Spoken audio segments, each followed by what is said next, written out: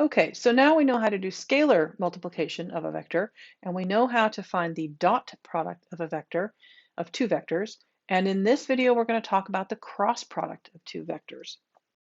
Let's start with two vectors. We have, we'll just say A equals A1, A2, A3, and B equals B1, B2, and B3.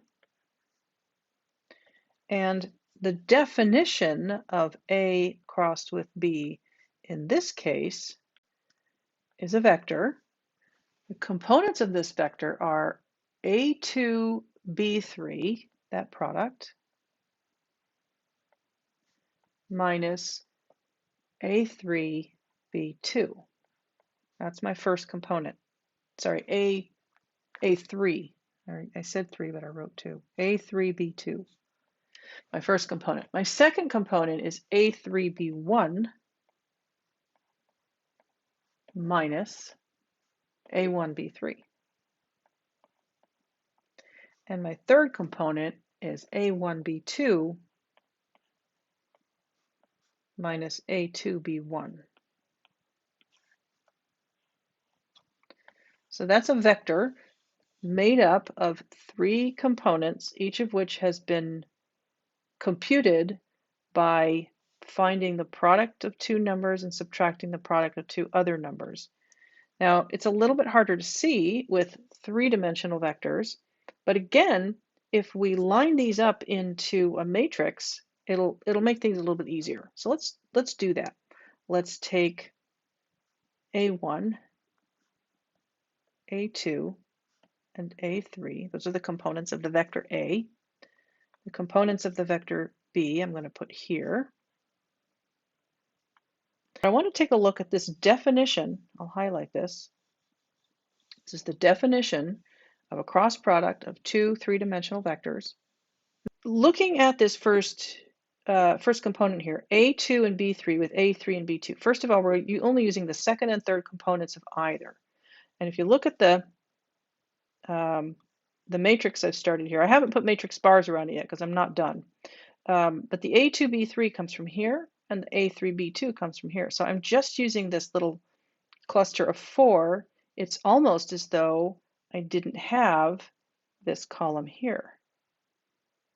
I do have that column there. I have to include that in, and I'm going to be using those in a minute. But for my first component, I only use this cluster of 4. I'm going to skip the second component for a moment, and I'll go to the third. I'll come back to this one. Looking at the third component, I'm only using A1 and B2, A2 and B1. That's this cluster of 4.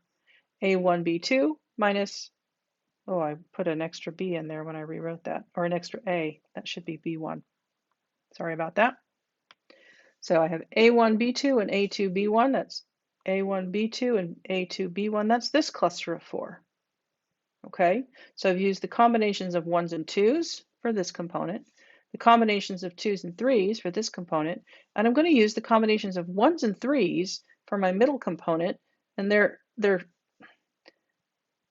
how do I want to say this? They are separated, if you will, by this middle column in my matrix. I kind of have to cover that up, right, and pretend that it's not there. It's really hard to do that on this whiteboard program. Can't really show you that without deleting it. Well, I guess I could do that and then I'll write it back in the same way I did with the first one. So it's as though that middle column wasn't there, and I'm going A1, B3 minus A3, B1. Only watch, it's not A1, B3. It's A3, B1. It's backwards. So that's why this middle component, another reason this middle component is different. A lot of times you'll see this written, and we'll see why that is in a minute, as A2, B3 minus A3, B2, and then negative A1, B3 plus A3, B1, just to sort of help you see that it's the reversed order from the other two. B1. Kind of running out of room there.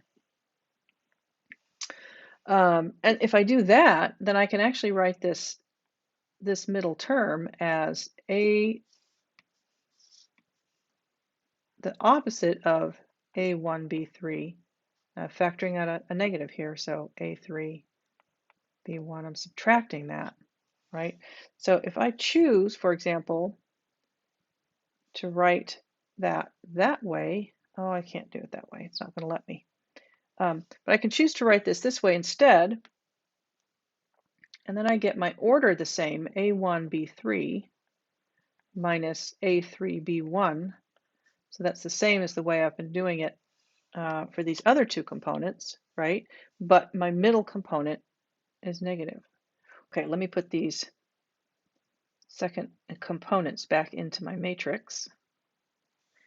And then I'm going to do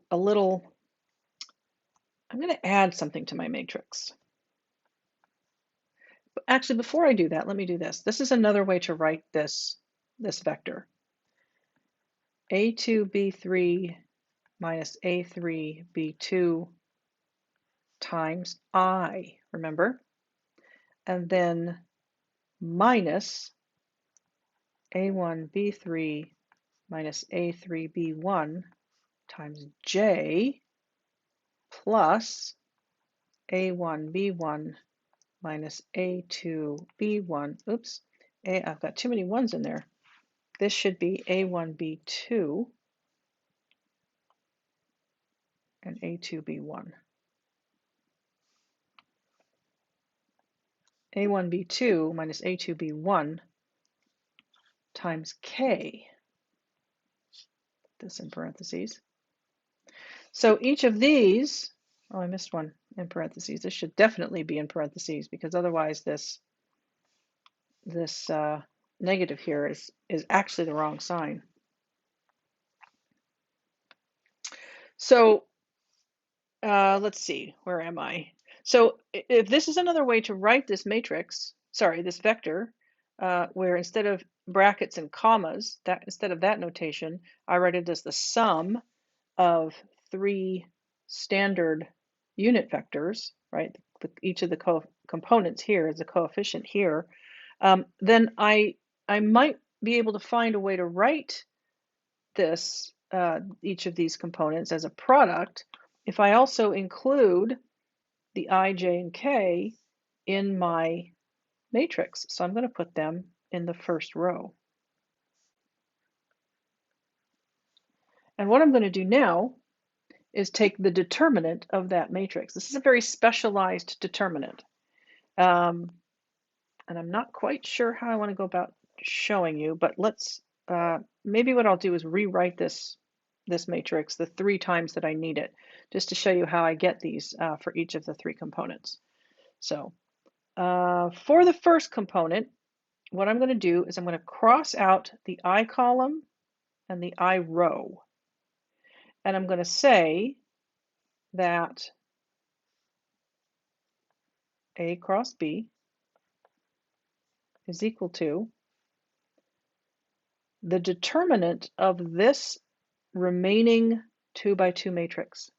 And remember, we found the determinant of a 2 by 2 matrix on the previous screen was actually pretty easy. You just multiplied these and subtracted the product of these. So I'm literally going to say that is A2B3 minus A3B2 times I, the column that I crossed out, the column and row that I crossed out. All right, now I've not given myself enough room, so I'm going to move these. I'm not exactly sure where I want to put them. Maybe I'll put them here and draw a line because I'm doing something different now. I'm showing you another way to get this result. In my first approach, I just showed you what the definition of the cross product was, and then I said, here's another way to write the second component, and then I said, here's another way to write that vector. And now I'm showing you how to get it in this form, kind of a shortcut. So for the first component, I crossed out both the column and the row that contained the standard normal vector, sorry, the standard unit vector I. I took the determinant of the remaining four values here, this little the determinant of this mini matrix, this inside matrix. I found the determinant and I multiplied it then by this I. This I is the only thing that's crossed out twice here. To find the second component, I'll just copy the matrix again. I have I, J, and K, A1, A2, A3, B1, B2, B3. For this next one, I'm going to cross out J's column and J's row. And what I'm left with is this 2 by 2 matrix, but it's split up, right? It's got this column in the middle of it. I just have to ignore that. My second component is negative, so I'm going to write a minus here, and then I'm going to take the determinant of this matrix here, A1B3 minus A3B1.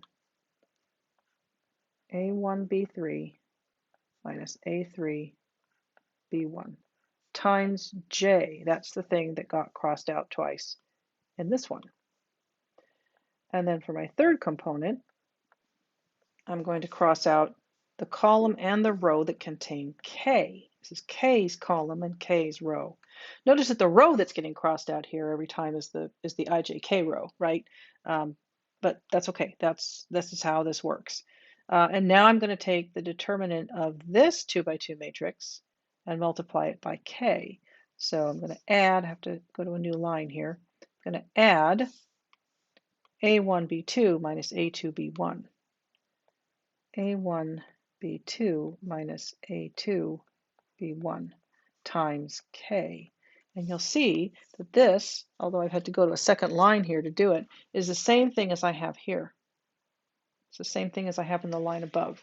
In the line above, I got that by telling you what the definition of a cross product was in 3 dimensions, changing it around a little bit, and then converting it into this other notation.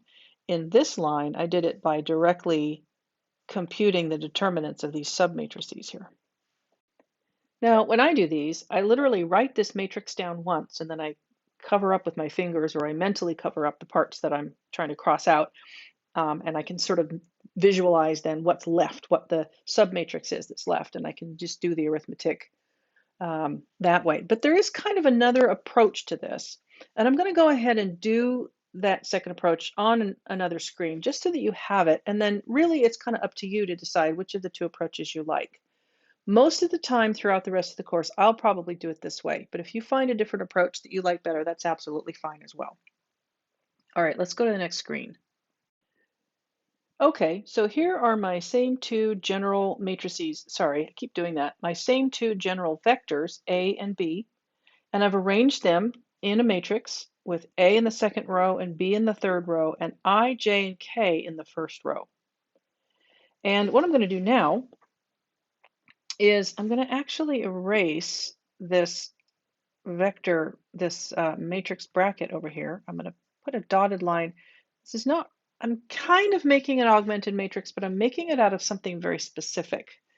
I'm going to recreate the first and second columns here, I, A1, and B1, and J,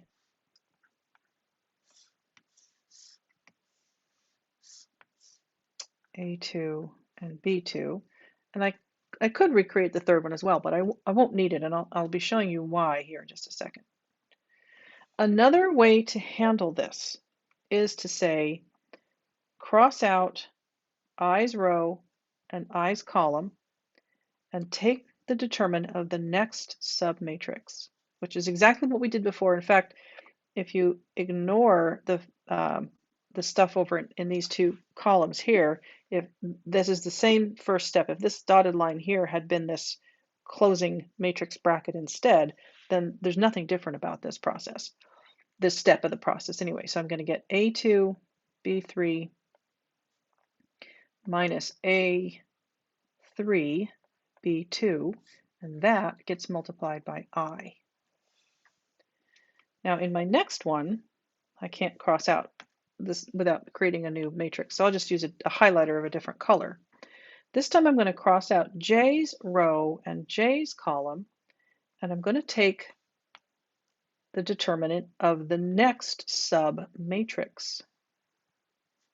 So this is why I recreated the second and third columns. The first and second columns. This is going to do the same job as I did by skipping over this middle column here in the previous screen. So for my second component, I'm going to have, now I'm working with this yellow submatrix. I'm going to have A3B1 minus A1B3. I'll put that in parentheses, and I'll multiply that by J. Only this time, I haven't had to, I haven't gone A1B3, I've gone A3B1, right, because of the way I did this. So this time I'm adding in both cases. And it's because this submatrix that I've created here, this sort of supplementary matrix, this augmentation that I did here, has me looking at these components, these terms, if you will, these factors, in a different order than if I'd had to skip over this middle column. All right, let's pick another different color here. Let's go with,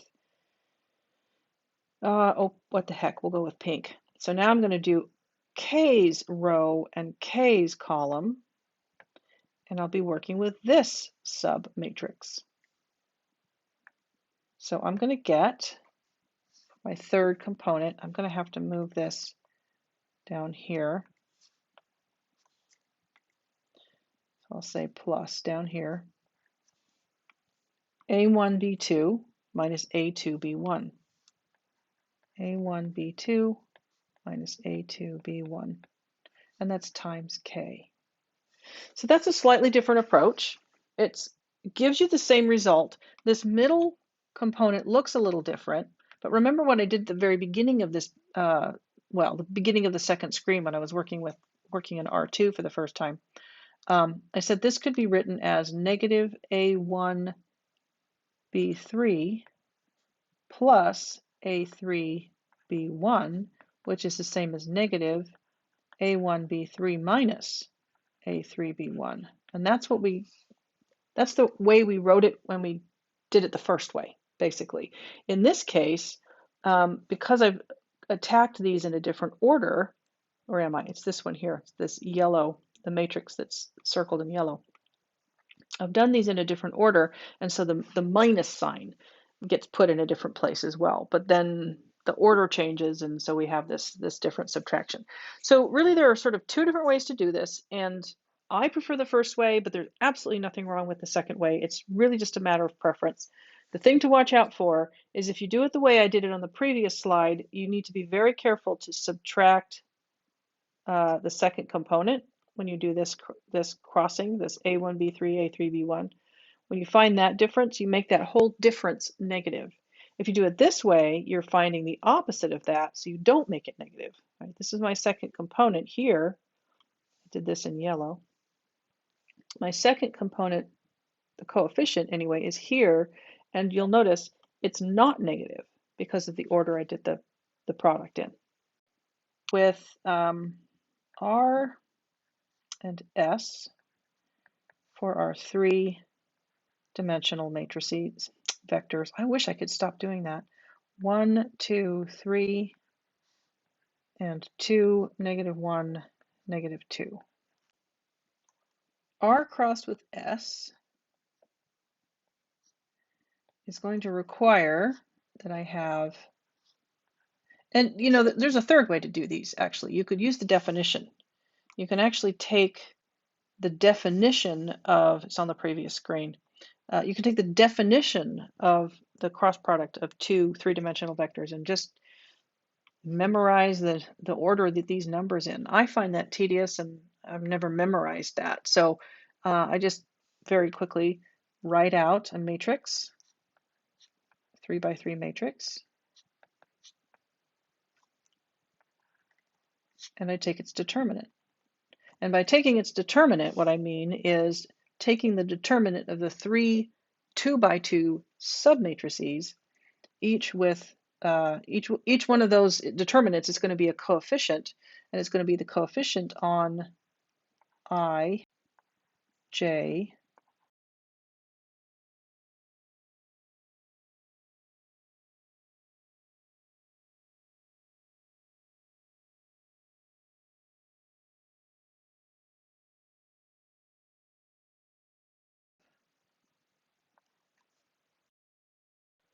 so if I cross out I's row and column, then I'm left with this submatrix. And I'll take the determinant of that. It's 2 times negative 2, which is negative 4. I'll go ahead and write that interim result. Negative 4 minus, this one is always, this step is always a minus, right? This piece in the middle here, that's always subtracted. It doesn't look like it here because I changed the order. Where's my pen?